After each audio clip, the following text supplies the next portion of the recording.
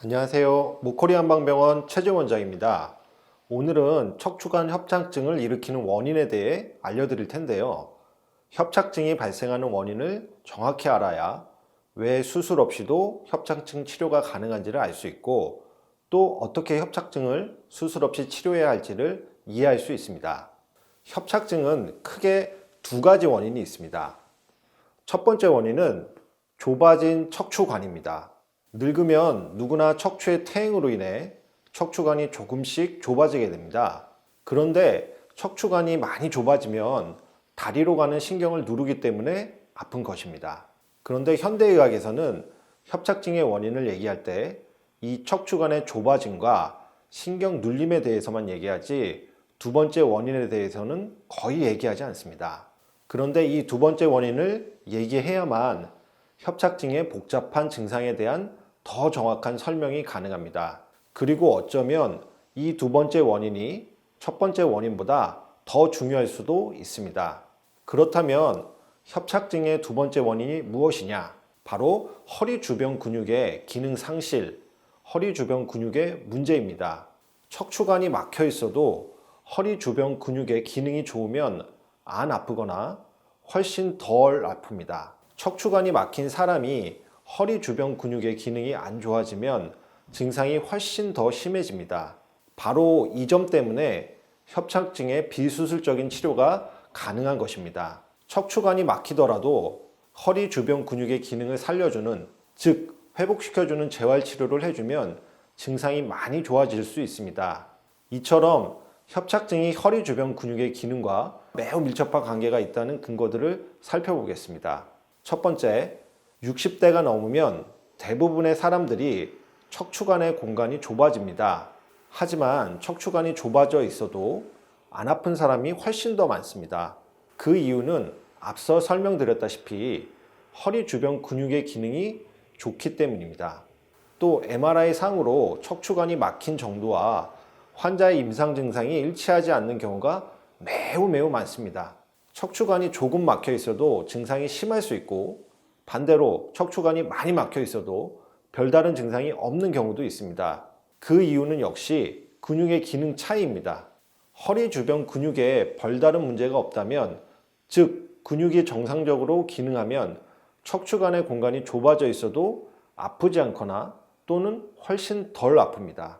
두 번째, 수년간 협착증으로 고생하다가 최근 급격히 증상이 더 심해진 환자의 척추관 넓이와 비교적 상태가 좋아서 그럭저럭 버틸만 했던 1년 전의 척추관 넓이가 크게 차이가 있을까요?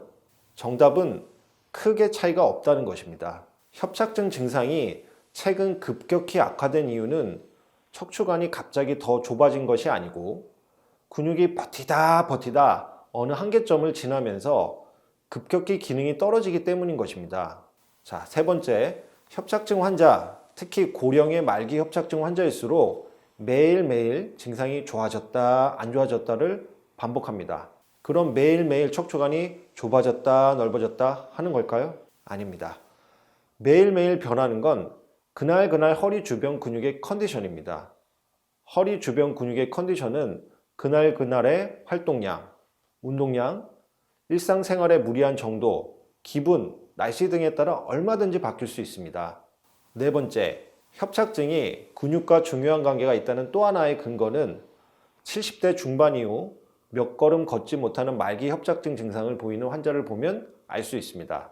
이런 분들은 대부분 근육 기능이 많이 떨어졌을 뿐만 아니라 근육 자체가 감소한 경우가 많습니다. 즉, 근간소증이 동반된 것이라고 봐야 합니다. 이렇게 근간소증이 동반되면 협착증 증상이 정말 심하게 악화되어 몇 걸음 걷지 못하게 됩니다. 그래서 70대 이후에는 이런 근육 감소도 협착증 증상 악화의 중요한 원인이라고 봐야 합니다. 이런 분들도 남아있는 근육의 기능을 회복시키는 한방 근육 재활 치료를 받으면 충분히 호전될 수 있습니다. 특히 근육이 감소된 사람, 근육이 적은 사람은 근육량이 정상인 사람보다 수술 후 결과가 안 좋을 가능성이 훨씬 더 높으므로 수술 결정을 매우 신중하게 하셔야 합니다. 다섯 번째, 신경 눌림만이 협착증의 유일한 원인이라면 척추관이 심하게 막힌 말기 협착증 환자는 어떤 비수술적 치료를 받아도 효과가 나타나지 않아야 정상입니다. 그래서 많은 의사들이 말기 협착증의 유일한 근본적인 해결책은 수술해서 척추관을 넓히는 것이라고 주장하는 것입니다. 그러나 척추관이 매우 심하게 좁아진 사람들도 근육의 기능을 회복시키는 재활치료를 받으면 협착증 증상이 많이 좋아집니다. 그렇다면 좁아진 척추관을 넓혀야만 근본적인 치료가 되는 것이고, 척추관 협착증은 척추관을 넓히지 않는 이상 계속 악화된다고 하는 주장이 틀리게 되는 것입니다. 여기 저희 목걸이에서 재활치료를 받으신 척추관이 심하게 막힌 협착증 환자분의 MRI가 있습니다. 이분은 허리 3마디에 심한 협착이 있으셔서 척추관 3마디가 다 좁아져 있고 아예 걷지도 못하고 허리도 못 펴는 상태였습니다. 대학병원에서는 수술도 어렵다고 할 정도였고, 다른 유명 척추병원에서는 3주에 걸쳐 3번이나 수술을 해야 한다고 했습니다. 이분이 만약 신경 눌림 때문에 오로지 그 이유만으로 아픈 거였다면 어떠한 비수술적 치료를 받아도 좋아지지 않아야 합니다. 더군다나 만약 이분이 비수술 치료로 증상이 90% 이상 사라졌다면 이게 어떻게 설명이 가능할까요? 이분의 치료 결과를 아래 첫 번째 댓글에서 보시기 바랍니다.